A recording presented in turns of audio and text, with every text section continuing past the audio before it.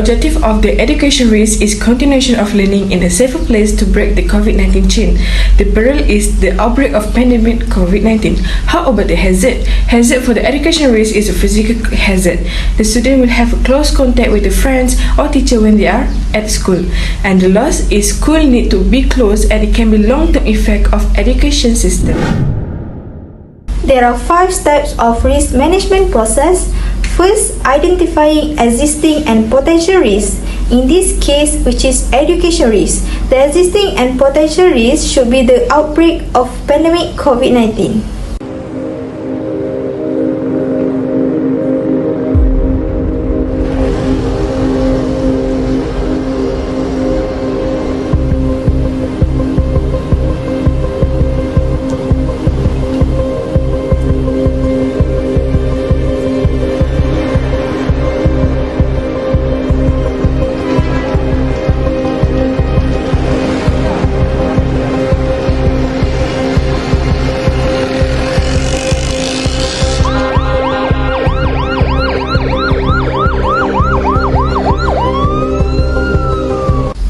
Second step is evaluating potential risk. The potential risk for the education is students are unable to learn in physical classes, and next, the high chances of death.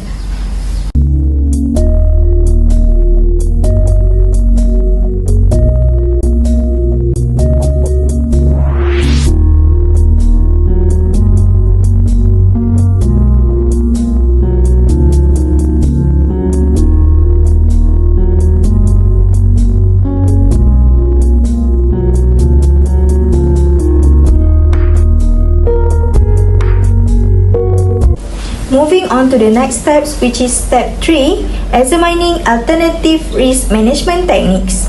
Based on the table here, for the case students are unable to learn in physical classes, it falls under column C, which is risk transfer, where it have a high severity and low frequency, while for death, it falls under column D, which is risk avoidance, where it have a high severity and high frequency to be death. Step 4 is select and implement a risk management program. There are 2 programs that can be used for education risk. First is loss prevention. Comply to standard operating procedure SOP. If the students have any COVID-19 symptoms, they are not allowed to go to school and need to wash hands frequently. Second is loss reduction. Kementerian Pelajaran Malaysia KPM and Kementerian Pelajaran Tinggi Malaysia KPTM can instruct to conduct online distance learning for schools and universities to curb the spread of COVID-19 among students.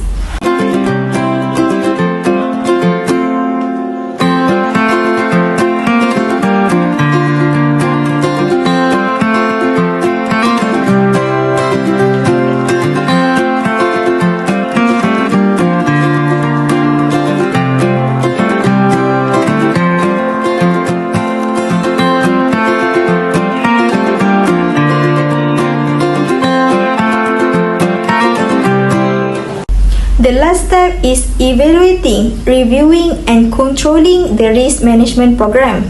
Risk management program need to be monitored by authorities and review the effectiveness of the risk management with recent development of COVID-19. Next is the categories of risk affected for the delivery rider. The objective of this risk is to ensure that the delivery rider will not be infected to COVID-19. As recommended, they have to stay aware of the latest COVID-19 information by regularly checking updates from WHO in addition to national and local public health authorities. Additionally, there are peril, hazard and loss. The first one is peril. High risk to expose towards COVID-19. Here they maintain a safe distance from others at least 1 meter even if they don't appear to be sick. Next is hazard. Physical close contact with customers. Since we all know that virus that causes the COVID-19 spreads easily through physical contact from person to person. This is why it is important to reduce the ways people come in close contact with one another. But for the rider itself, what can they do is to be aware and keep following procedures to be more careful during work. Next is loss. Poor health condition, less income, and cost of treatment. We know that health is affected by the interaction between personal and environmental factors. Environmental influences include physical, socio-economic, cultural, and political factors, as well as the availability of health services. But this is the loss that facing by the delivery rider.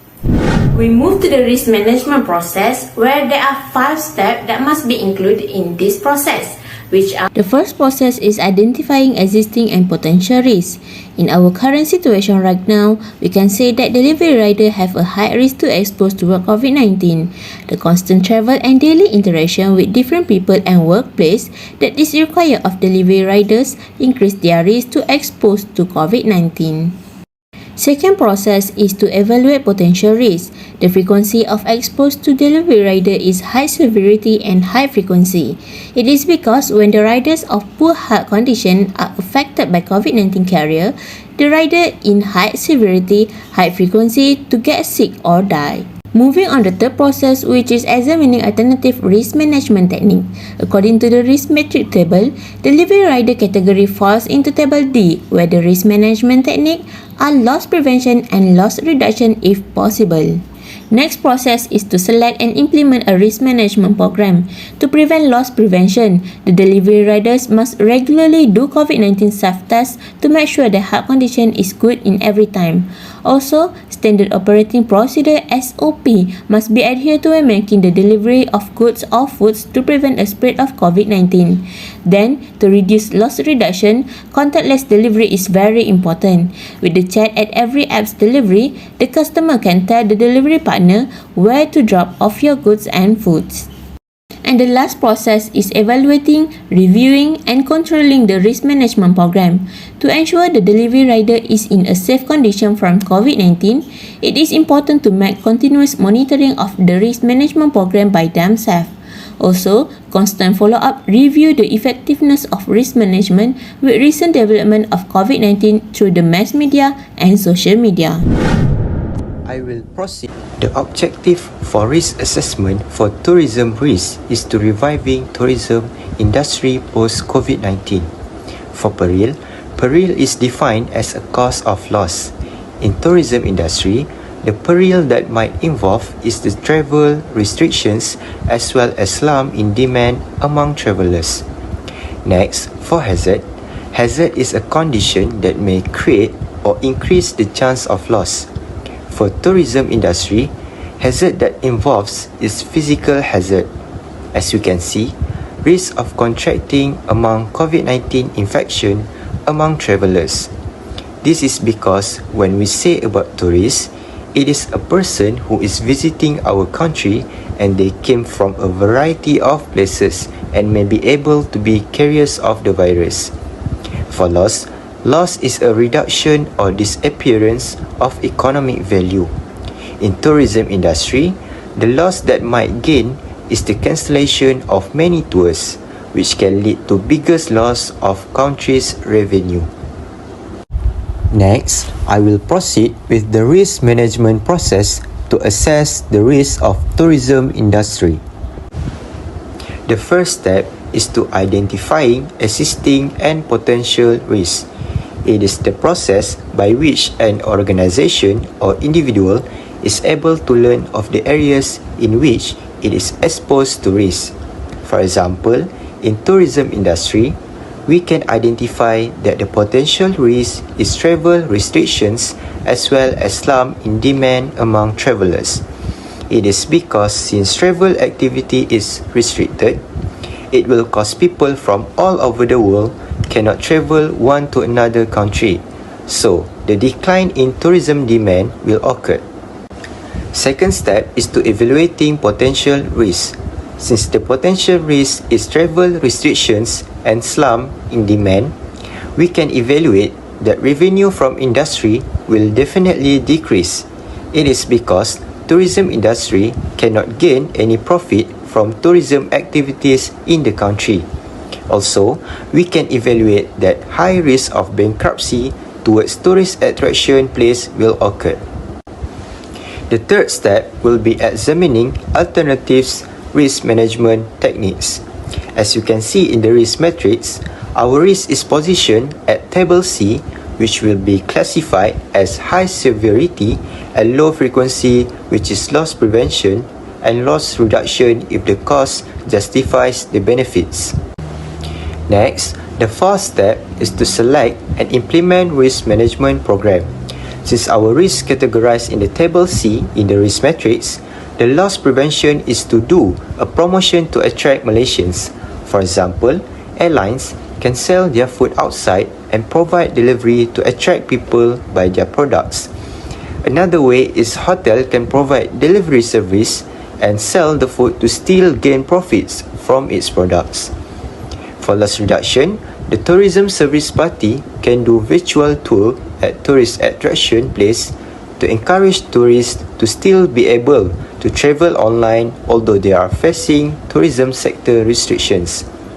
For example, they can do a live virtual tour on Facebook or Instagram.